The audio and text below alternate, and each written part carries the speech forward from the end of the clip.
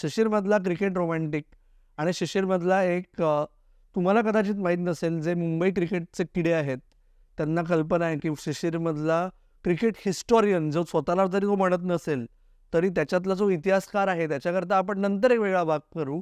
पण परत शिशिर, तू आणि तुझं लहानपण आणि मुंबई क्रिकेट, तू रवी शास्त्रीचा उल्लेख केलास. रवी शास्त्री शाळेत तुझा प्रतिस्पर्धी होता. कॉलेजमध्ये तुम्ही एकत्र एकाच वेळेस ॲडमिशन झाली तुमची. हो, लाईनमध्ये उभं राहून. म्हणजे सिलेक्शन नेट्समध्ये जाऊन आम्हाला सिलेक्शन हे दिलं कॉलेजचं ॲडमिशन. म्हणजे क्रिकेटमुळे ॲडमिशन मिळाली का क्रिकेटसाठी ॲडमिशन मिळाली? क्रिकेटमुळे मिळाली बिकॉज तेव्हा काय होतं, रवी पण गायलशील्ड वगैरे खेळलेला. फायनल आम्ही खेळलेलो. रवीने 5 विकेट काढलेले, मी काहीतरी 70 केलेले आणि मी पण 5 विकेट काढलेले. ऑस्पिन माझा एकदम म्हणजे सुरेख ऑस्पिन होता, पण कोणी बोलत नाही हल्ली त्याच्याबद्दल. पण त्याच्यामुळे पोदार आम्ही गेलो, ते लाईनमध्ये ॲडमिशन घेतली, सिलेक्शनमध्ये गेलो. VS पाटलांनी आम्हाला ॲडमिशन दिली. तर पोदारमध्ये काय 90% पाहिजे ॲडमिशन घ्यायला, तर आम्हाला तिथे 90% तिकडे नव्हते. बोललो क्रिकेटमधनं जरा आम्ही प्रयत्न करू. मग रवी आणि तू दोघांपैकी चांगला स्पिनर कोण होता आणि चांगला बॅटर कोण होता तेव्हा? तेव्हा मला वाटतं की मी चांगला, अजून मला वाटतं मी चांगला होतो, पण he was much better batsman. आणि त्याची जी बॅटिंग होती, त्याच्या संगती जे खेळलेत ना कॉलेजमध्ये, त्यांना काही सरप्राईज वगैरे नाही झाला की त्यांनी एवढी यश मिळवली त्यांनी टेस्ट क्रिकेटमध्ये ॲज अ ओपनिंग बॅट्समन. आम्ही जे बघितलं होतं ते आम्हाला माहीत होतं की कुठे त्याला एक चान्स मिळाला तो जाईल, बिकॉज बेसिक्स त्याचे स्ट्रॉंग होते. आणि एक he was ahead of time. Even in those days he used to think ahead. म्हणजे कसं आपण विचार करतो ना की हा बॉल, तो त्यांनी आपलं गेम स्टडी करून त्यांनी एक डिसाईड केलेलं की माझं स्ट्रेंथ्स कुठे आहेत, माझे एरियाज ऑफ इम्प्रूव्हमेंट कुठे आहे, आणि त्याच्यात तो खेळला. म्हणून असं आम्हाला काय शॉक वगैरे बसला नाही की रवीने एवढं केलं बॅटिंगमध्ये. राईट. रवी आणि तुम्ही कॉलेजपासून एकत्र खेळलात, पण मग तो ऑफ स्पिनरचा ओपनिंग बॅट्समन शिशिर कधी झाला? ॲक्च्युली कॉलेजमध्ये VS पाटलांनी केलं. मी शाळेत जास्त ऑफ स्पिन करायचो, थोडी बॅटिंग पण करायचो, पण शाळेत आम्हाला कळत नाही की कधी आपलं काय टॅलेंट आहे. पण कॉलेजमध्ये गेल्यावर 11वीत एकतर 2 गोष्टी होत्या. एक पोदार म्हणजे मराठी सेंट्रिक कॉलेज होतं. आम्ही सगळे मुंबईचे, साऊथ बॉम्बे, आणि वडिलांच्या जॉबमुळे मी राहायचो इकडे वॉर्डन रोडला. तर एक मराठी आमच्या रक्तात नव्हतं, आणि कोंकणी घरी बोलायचं किंवा आणि बंगाली, ते पण घरी बंगाली पण होतं. तर कॉलेजवर गेलो, फर्स्ट थिंग म्हणजे आम्हाला कळलं, मला आणि रवीला तर कळलंच, मला तर कळलंच की ह्या माहोल आणि वातावरणात राहायला एक्सेप्टन्स इम्पॉर्टंट आहे. मित्रांबरोबर, शाळेत, कॉलेजमध्ये किंवा ग्राउंडवर, क्रिकेटच्या वातावरणात. तर मराठी शिकणं हे आम्ही ऑब्झर्व करून शिकलं. आणि मी तर आता जे बोलतोय ना ते पोदारमुळे आहे. आणि ते शिकलो कारण की मला शाळेत माझे मराठी टीचर होते मिस्टर मचाडो. तर ते काय शिकवणार मला मराठी, म्हणजे ते पण महाराष्ट्र कोणास काय म्हणाले? Obviously Marathi sense of humour कळायला लागलं. Because Marathi is very expressive as a language. म्हणजे तुम्ही प्रेमाने जे बोलतात ते मराठीत किंवा रागवून बोलतात, त्याचा जो पंच असतो ते sweet part of the bat सारखं असतं. तर ते शिकवून म्हणजे VS पाटलांनी एवढं प्रॅक्टिस दिली आम्हाला.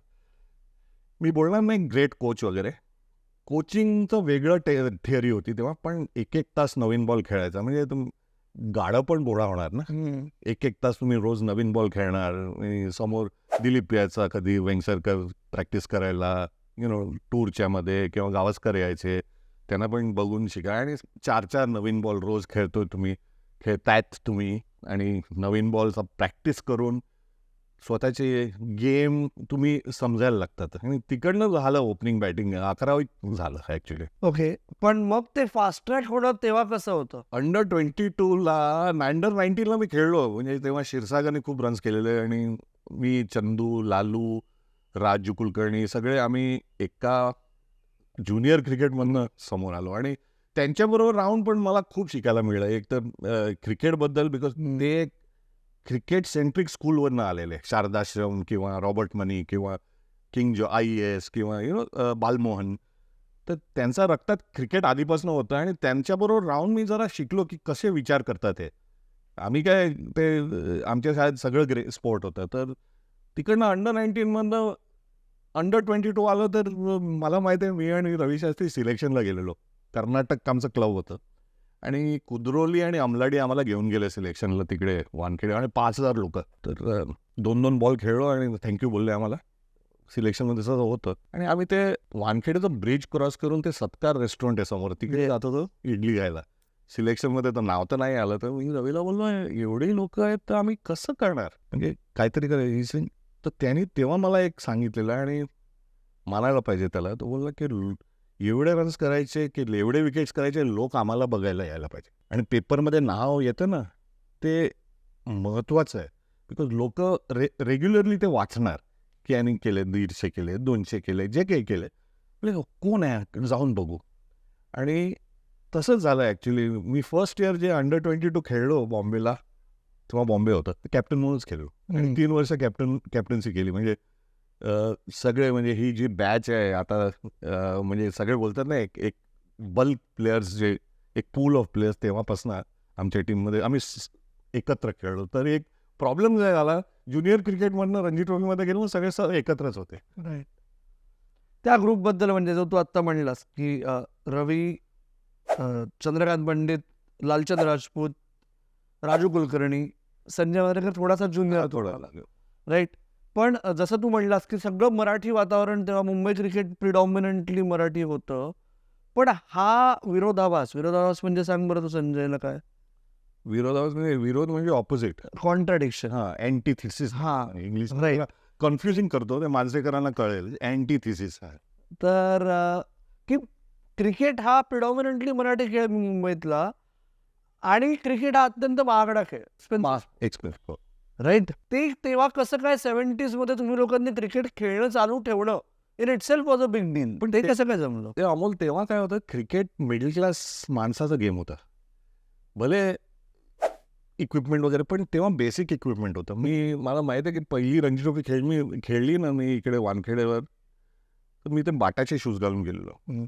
आणि मला माहीत पण नाही की स्पाइक्स असतात गॅरी सोबर्स ब्रँड म्हणून. दिलीपने मला मस्करीत विचारलं, अरे चांगले आहेत स्कूल शूज, या कुठले आहेत, गॅरी सोबर्स? तर मी बोललो नाही, बाटा. मला माहीत पण नाही Garry Sobers was a brand, पण ते पॉवर बाटाचे नॉर्मल शूज. आणि एक माहोलमध्ये जे खेळायचे, आणि मला सांगा ना, तेव्हा कोण असा प्लेअर होता की श्रीमंत होता? सगळे मिडल क्लास घराण्यातूनच आलेले. आणि ती एक माहोल होती की वातावरण होतं ते. शिवाजी पार्क, माटुंगा आणि साऊथ बॉम्बेमध्ये म्हणजे जिमखानाच पकडा. CCI जिकडे आपण बसलोय ते एलिटच आहे, राईट. आणि बॉम्बे जिमखाना ते एलिट आहेत. पण हे सगळे मैदान होते ना, क्रॉस मैदानाचं, आणि तिकडेच क्रिकेट शिकतो माणूस.